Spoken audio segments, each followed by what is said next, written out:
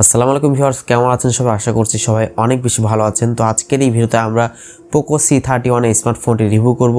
এই স্মার্টফোনটিতে কিন্তু কম টাকার মাঝে বেশ কিছু দুর্দান্তকর কিছু ফিচার্স দেওয়া হয়েছে।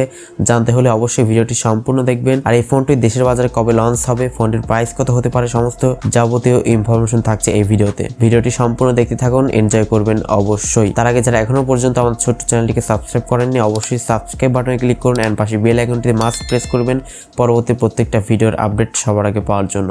তাহলে চলুন শুরু করা যাক আজকের ভিডিও। প্রিয় দর্শক, প্রথমে আমরা পোকো C31 স্মার্টফোনটি ডিজাইন অ্যান্ড এর বিল্ড কোয়ালিটি নিয়ে কথা বলবো। ডিজাইনের কথা বলতে গেলে এই স্মার্টফোনটি কিন্তু পোকো C3 স্মার্টফোনটির মতো ডিজাইন রাখা হয়েছে অ্যান্ড বিল্ড কোয়ালিটি অবশ্যই এখানে প্লাস্টিক বিল্ড রাখা হয়েছে, কেননা এটি কিন্তু একটি বাজেট ক্যাটাগরি স্মার্টফোন।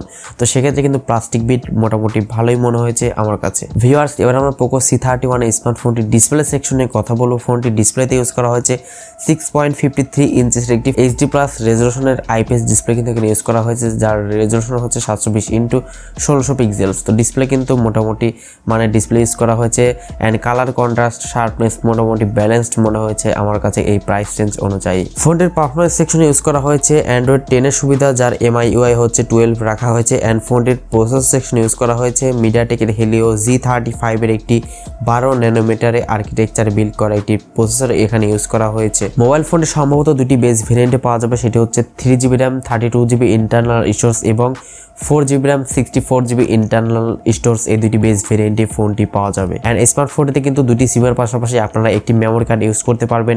এখানে ডেডিকেটেড স্লট দেওয়া হয়েছে দুটি সিমের পাশাপাশি একটি মেমোরি কার্ড ইউজ করার জন্য। মোবাইল ফোনটির ব্যাক সাইডে থাকছে ত্রিপুর রিয়ার ক্যামেরা, যার মেইন সেন্সর হিসেবে থাকছে 13 মেগাপিক্সেল একটি ক্যামেরা। সেকেন্ড ক্যামেরাটি হচ্ছে 2 মেগাপিক্সেল একটি ডিপ সেন্সর এবং 2 মেগাপিক্সেল একটি ম্যাক্রো ক্যামেরা এখানে ইউজ করা হয়েছে এবং স্মার্টফোনটির ফ্রন্ট ক্যামেরা হিসেবে থাকছে 5 মেগাপিক্সেল একটি ক্যামেরা। ফোনটির সামনে পেছনে উভয় ক্যামেরা দিয়ে আপনারা সর্বোচ্চ 1080 পিক্সেলে 30 fps ভিডিও শুট করতে পারবেন। তো ক্যামেরা কোয়ালিটি আমার কাছে মোটামুটি এভারেজ মনে হয়েছে বাজেট বিবেচনায়, তবে ফ্রন্টে অবশ্যই আরেকটু ভালো ক্যামেরা আশা করেছিলাম। এছাড়া ফোনটিতে loud speaker 3.5mm headphone jack এবং USB 2.0 পোর্ট দেওয়া হয়েছে, তবে এখানে Type-C পোর্ট দিলে অবশ্যই ভালো হতো। এখানে কিন্তু Type-C পোর্ট দেওয়া উচিত ছিল এবং স্মার্টফোনটিতে কিন্তু রিয়ার মাউন্টেড ফিঙ্গারপ্রিন্ট সেন্সরের সুবিধা দেওয়া হয়েছে সিকিউরিটি হিসেবে। প্রিয় দর্শক, এট লাস্ট আমরা স্মার্টফোনটির ব্যাটারি সেকশনে কথা বলবো। ফোনটির ব্যাটারিতে ইউজ করা হয়েছে 5000 mAh একটি ম্যাসিভ ব্যাটারি সেটআপ, যেটির মাধ্যমে কিন্তু মোটামুটি 2 দিন মতো চার্জিং ব্যাকআপ আপনারা অনায়াসে কিন্তু পেয়ে যাবেন। মানে এই ফোনটি দেশের বাজারে সম্ভবত এই ফেব্রুয়ারি মাসেরই লাস্টের দিকে ফোনটি লঞ্চ হওয়ার একটি পসিবিলিটি রয়েছে অ্যান্ড ফোনটির প্রাইস সম্ভবত 10,000 থেকে 12,000 টাকার মধ্যেই হওয়ার কথা।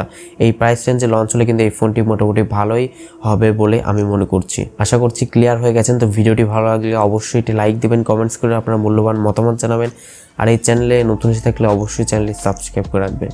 সবাই অনেক বেশি ভালো থাকবেন, সুস্থ থাকবেন। দেখা হচ্ছে নেক্সট ভিডিওতে।